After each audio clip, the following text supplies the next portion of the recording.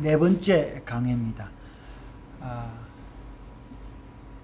사실은 어떻게 보면은요, 야고보서는 한번 보면은 한 번에 싹 봐도 알 수 있는 말씀입니다. 1장부터 5장까지. 그래서 엄밀히 따지면 설교 한 번만 해도 이 야고보서의 전체 의미를 알 수 있는 이제 성경 말씀인데, 사실은 지내오면서 우리가 이 말씀에 너무 고무를 많이 붙인 것 같습니다. 그래서 제가 이제 이 말씀을 중간중간 줄였는데, 오늘은 3장 1절부터 4장 10절까지 이제 제목을 이제 뭐라고 했습니까? 제가 가늠한 여인과 겸손한 성도 이랬는데, 여기서 이제 가늠한 여인이 누구를 뜻하는지 우리가 알아야 된다라는 겁니다.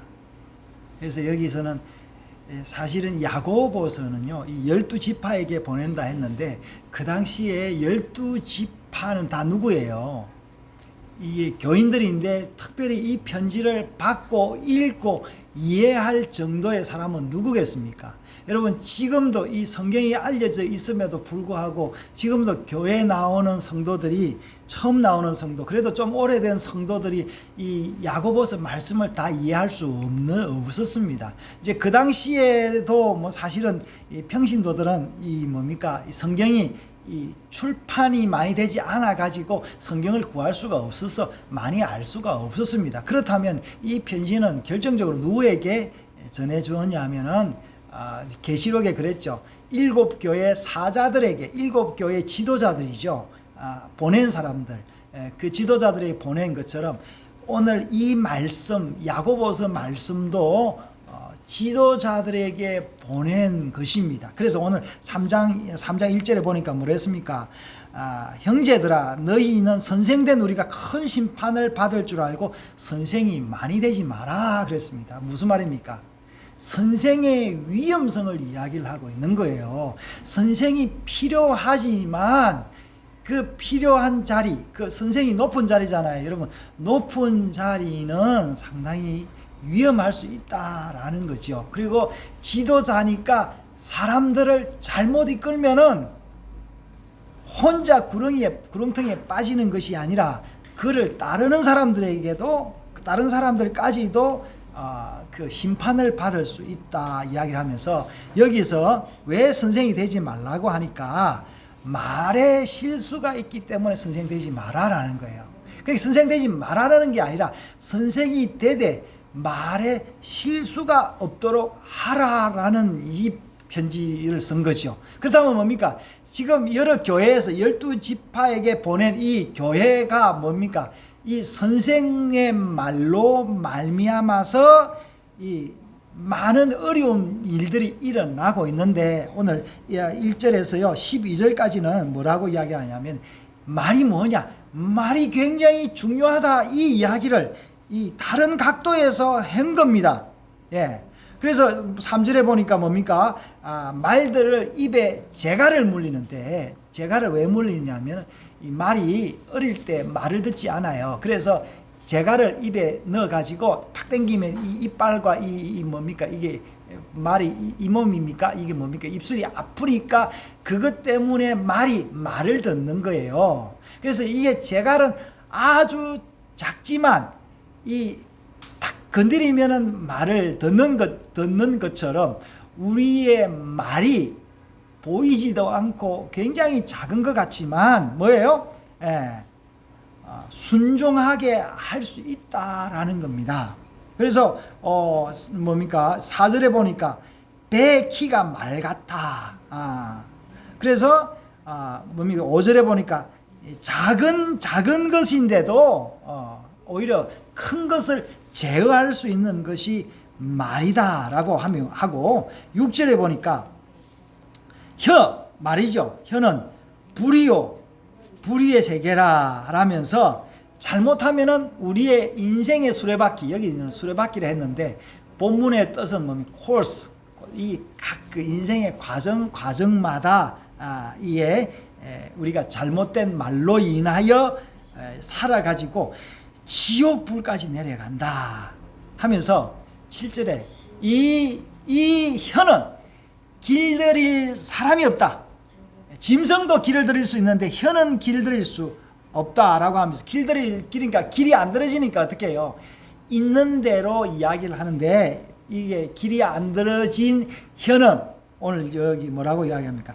찬송과 저주가 나고 마치 샘에서 단물과 썬물이 나는데 그를 샘은 단물과 썬물을 낼 수 없지만 뭐예요? 우리의 입은 단 이야기도 하고 쓴 이야기도 한다라고 이야기를 하죠. 포도나무도 이야기를 하죠. 포도나무가 무화과도 맺고 포도도 맺고 그렇게 못하지만 우리 입술은 뭐예요? 포도나무도 맺고 무화과도 맺는다. 그래서 이런 혀를 가진 선생은 회개하라 이 말이 이제 여기 3장 1절에 10절까지 이야기입니다. 그래서 여기에서 사실은 이게 이제 교회 지도자나 성격을 아는 사람들은 아주 말을 잘해요. 말에 지지 않아요. 사실 저도 그 중에 한 사람입니다.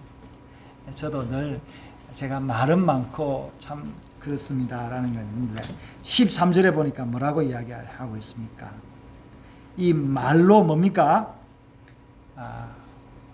말로 자랑하지 말고 뭐예요?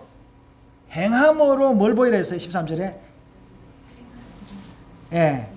지혜의 온유함으로 그 행실을 보일지라 그랬습니다. 지혜는 뭘로 표현되는 거예요? 말과 언어로 표현이 되는데 우리의 말과 언어로 뭘 했다고? 그 온유함을 말로 온유함을 나타내야 된다라는 것이죠. 그 예수님이 뭐라고 했습니까? 너희들 수고하고 무거운 짐진 자들아 다 내게로 와서 배우라. 나의 멍에는 뭐래서 나의 멍에는 쉽고 가벼우니 했습니다. 이게 뭐냐? 온유하다라는 이야기예요. 그래서 우리 말로 뭘 만들어내야 되느냐 하면은 쉬운 멍에를 만들어내야 된다라는 게 오늘 말씀입니다. 그런데 14절에 보니까 여기에 있는 여기 선생들은 뭐라 했어요? 시기와 다툼이 있고 뭐라 했어요? 그 시기와 다툼으로 말미암아 서로 자랑하고 상대방을 이기려고 거짓말도 하고 이런 게 그 당시에 어떤 교회들의 현상이었고 또 앞으로의 교회의 현상이었습니다.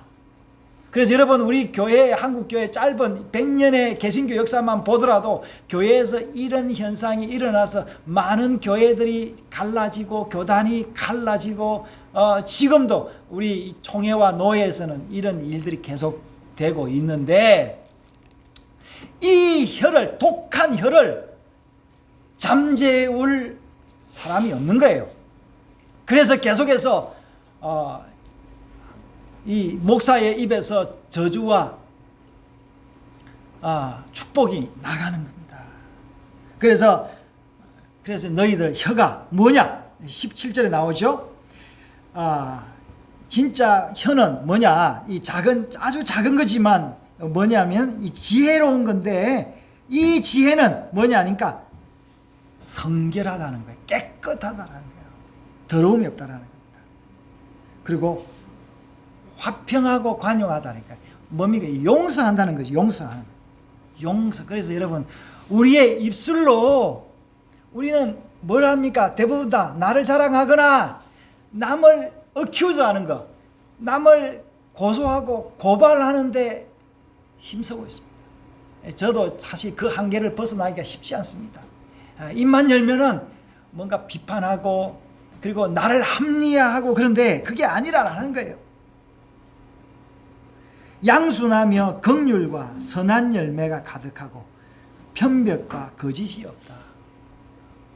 여러분 이게 뭐 한마디로 말할 수 있는데 이 문학적으로 표현해서 이렇게 여러 가지 강조 형식으로 이렇게 하였습니다. 그래서 18절에 화평하게 하는 자들은 화평으로 심어 의에 열매를 거둔다. 화평으로 뭘 여기서 심는 게 뭐예요? 뭘로 심습니까?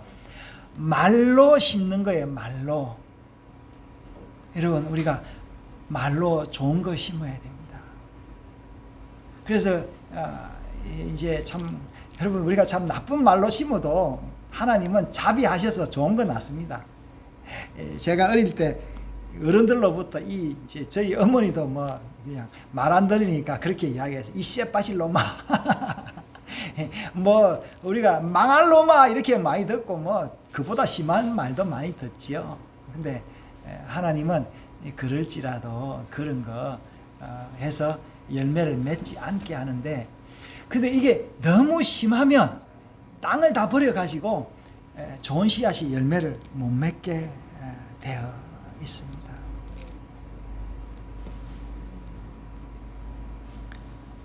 자, 그래서 이게 3장에 이제 혀가, 3장에 있는 그 선생된 자들이 이런 혀를 가지고 잘못 사용하고 있다라는 경고가 3장에 되어 있는데, 그래서 혀에 바른 혀를 화평하고 관용하고 양선이 풍성한 혀를 심어서 의의 열매를 많이 거두라 그런 거예요.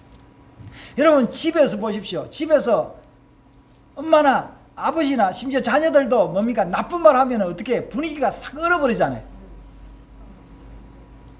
그리고 어떤 집에 가면요, 늘 있잖아요, 얼어있는 분위기가 돼 있어가지고 좋은 말 할 수가 없습니다.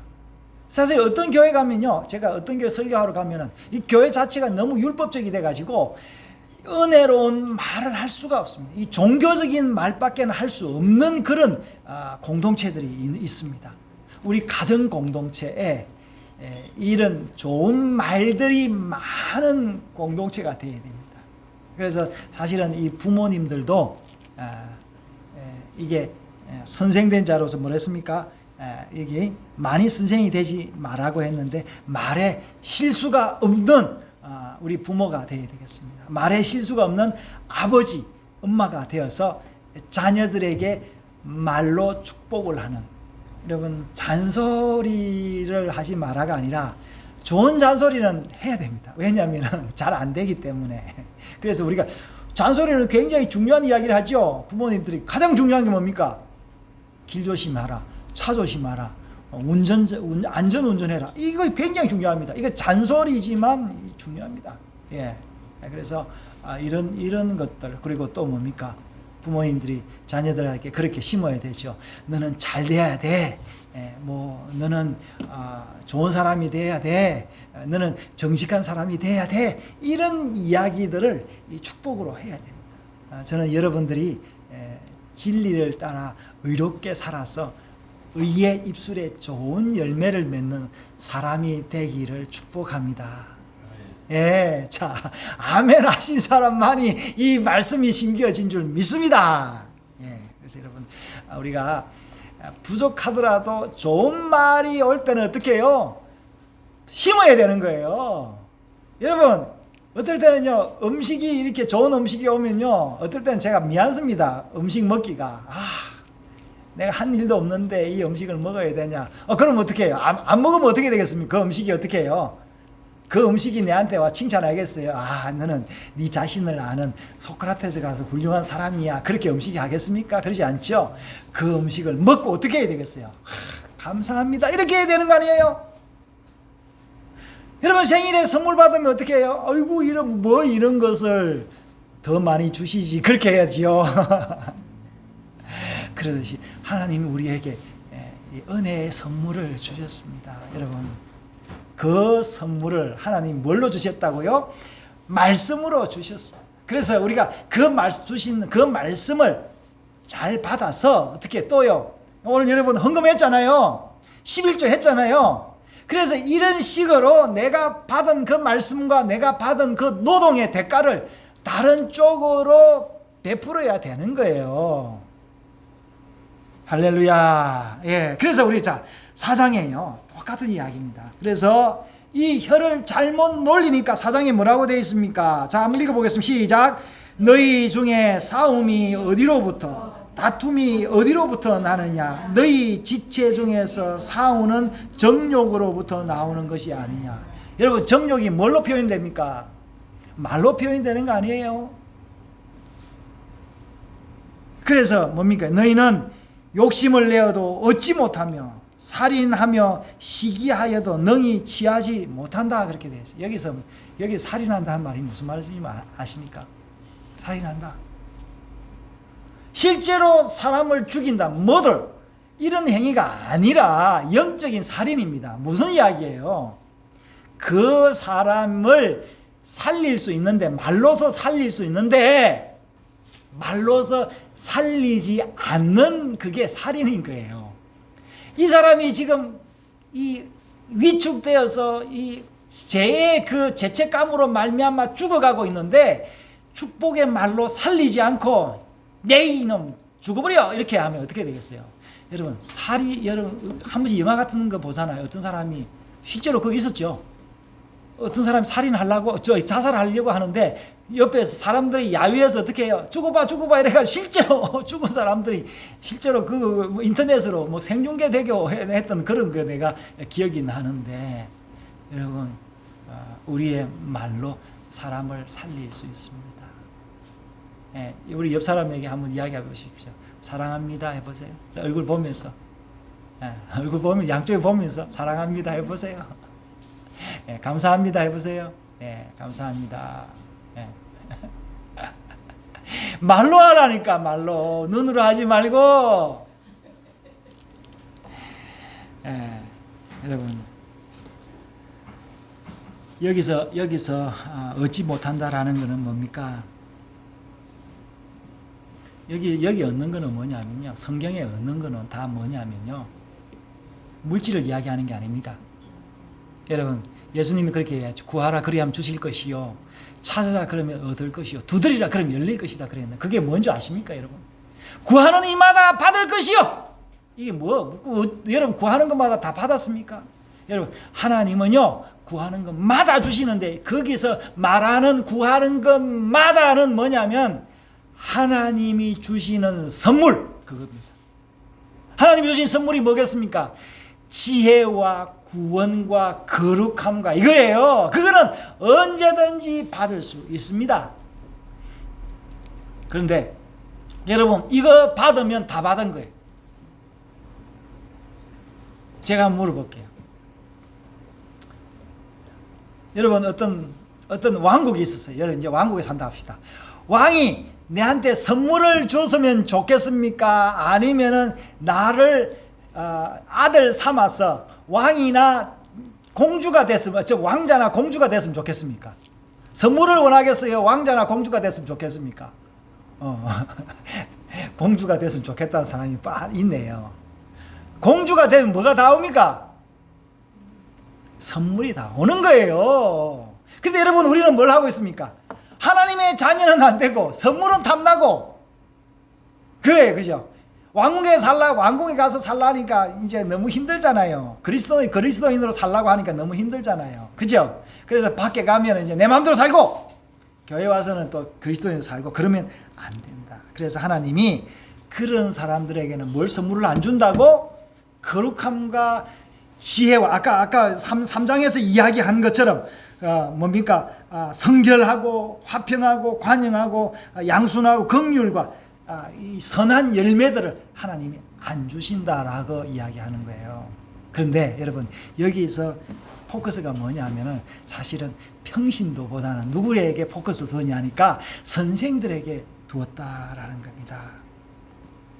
근데 이 선생들은 이게 필요하잖아요. 하나님의 구원과 은혜와 지혜 말씀이 필요하다는 거예요. 그죠? 예. 왜? 늘 성도들에게 나눠줘야 되니까. 그런데 오늘 뭐라고 하고 있습니까? 이 선생들이 그걸 못 받는 거예요. 왜 못 받느냐? 저도 한때 이거 굉장히 구했습니다.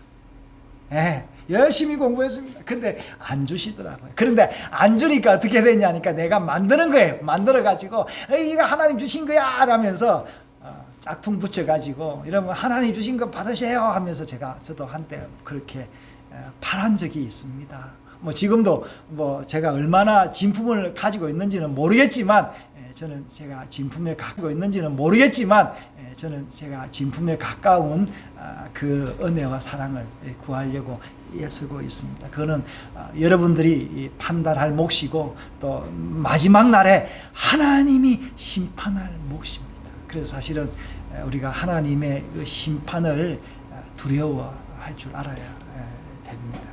그래서 그러면 여기서 선생된 자들이 똑똑하잖아요. 그러면 안 주면 어떻게 해야 되겠어요? 안 주면 하나님이 안 주면 어떻게 되겠어요? 안 주면 어떻게? 여러분 집에서 밥 안 먹으면 어떻게 합니까? 굶습니까? 밖에 나가서 여기 채우지 않습니까? 근데 그거는 괜찮은데 밥 정도는 괜찮은데 이 영적인 건 그렇지 않다라는. 그래서 오늘 제목이 뭐였습니까? 간음한 여인과, 그렇죠? 그래서 간음한 여인과 겸손한 성도였는데 여기서 뭡니까? 간음을 하는 거. 여기서 여인이라니까 여자를 이야기하는 것이 아니라 하나님의 그 자녀를 이야기해요. 교회를 이야기하는 거예요. 그리고 교회 구성원을 이야기하는 거예요. 특별히 오늘 말씀에서는 선생된 자들을 이야기하는 거예요. 그래서 간음한 여인들이 뭡니까? 간음한 여인은 뭡니까? 그 8절에도 나오죠. 4장 8절에도 두 마음을 품은 자들아 이렇게 나오는 거예요. 두 마음을 품은. 어떤 마음을 품으면서 간음한 여인이 어떤 마음을 품습니까? 간음한 여인은 주인과 또 바람피는 주인이 있죠. 신이 두 개인 것이요. 예인이 두 개예요. 이게 간음한 여인이. 그러면서 우리가 그렇게 생각하기 쉽습니다. 바람피는 이제 그 남자들이 아마 뭐 그런 습관들이 있을 거예요. 뭐 저도 사람이니까 한 번씩 이제 그런 상상을 해보는데 합리화하는 거죠. 그냥 놀이로 해봤어 이런 식으로. 그러면서 내가 이 나쁜 것을 합리화하는 거죠. 근데 그래서 이 간음을 하면서도 자기가 의롭다고 생각하는 거예요. 왜? 하나님이 날 용서하니까. 그래서 이게 이제 목사들이나 교회 지도자들이 늘 그 합리화하는 그 사람이 있는데 누구를 합리화하느냐 하면은 다윗을 갖다 가지고 옵니다. 다윗은 간음하고 심지어 자기 그 간음한 부하를 죽이고 그 아내를 취했는데도 하나님이 하나님의 마음에 합한 사람이다라고 썼다라는 거예요. 물론 하나님이 그럴 수 있는 분입니다. 그러나 그거는 우리가 하나님 편에서 하나님이 보시기에 다윗의 그 통곡과 회개와 그거를 봐서 그렇게 한 거지, 간음한 여인들, 간음한 선생들이 그거를 주장해서 나는 어렵게 되었다, 깨끗하게 되었다 이렇게 하면 안 된다는 거예요. 그래서 제가 옛날에 밀양이라는 영화 이야기 했잖아요. 그 밀양이라는 영화에서 어떤 사람이 아이를 유괴해서 죽였는데, 그래서 감옥 가서 어떻게 해요?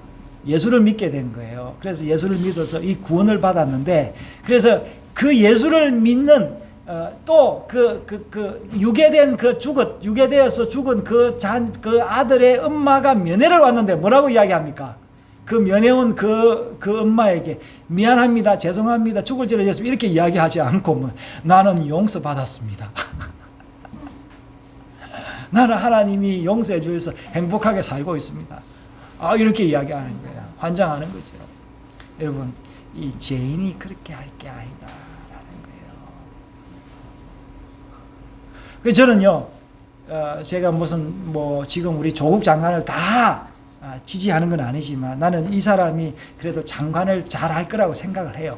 왜 그러냐 하니까 자기 지은 죄가 있거든. 자기 지은 죄를 다 실토했고 그 자기 지은 죄를 온 백성들이 다 알고 있다고. 이제 그런 의미에서 자기는 그 죄를 씻기 위해서라도 나는 그래도 다른 장관들보다 잘할 수 있을 거다고 생각을 합니다. 어떨 때 자기의 죄를 합리화하지 않고 할 때. 그래서 이 사람이 청문회에서 언론에서 늘 이야기할 때 자기를 낮추는 모습을 이제 보여주고 있는데 또 우리가 지켜봐야 될 일이죠. 사랑하는 여러분, 우리가 부지불식간에 간음할 수 있다라는 거예요. 그래서 간음하면은요 어떻게 해요? 구약의 벌이 뭡니까? 돌로 쳐 죽입니다. 그죠? 그래서 우리가 간음하는 기도도 하는 거예요. 하나님께 기도한다 하면서 실제로 내용은 뭡니까? 만몬에게 기도하는 거예요.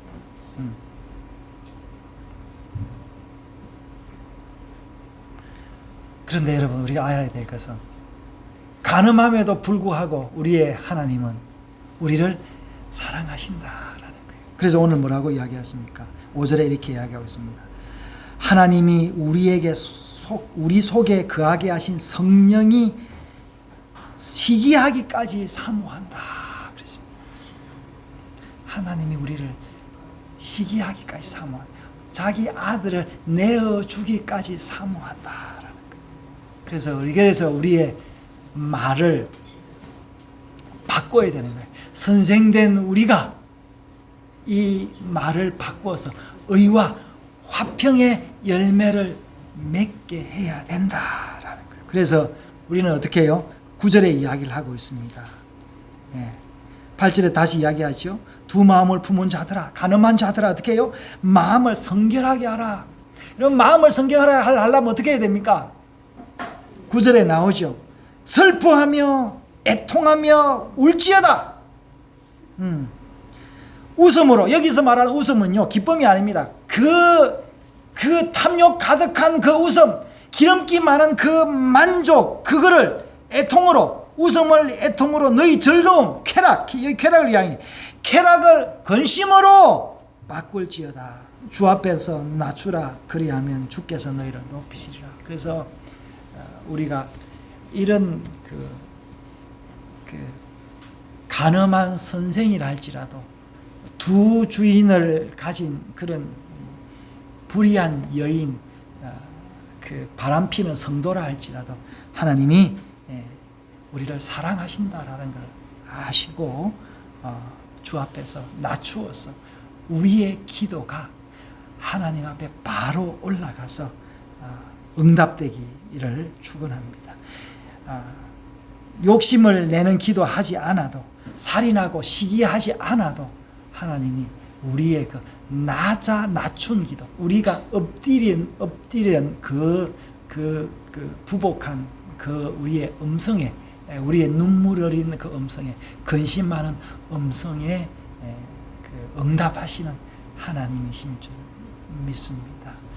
사랑하는 우리 겸손한 성도님들, 우리가 거룩한 입을 가지고 거룩한 말로 서로 격려하며 의의 그 씨앗을 심어서 하나님이 또 추수하는 그날에 많은 열매를 맺는 여러분이 되시기를 예수 그리스도의 그 피의 공로로, 그 이름으로 여러분을 축원합니다. 여러분, 제 말을 듣고 믿음이 부족할지라도 의의 그 씨앗을 많이 심는 여러분 되시기를 진심으로 바랍니다.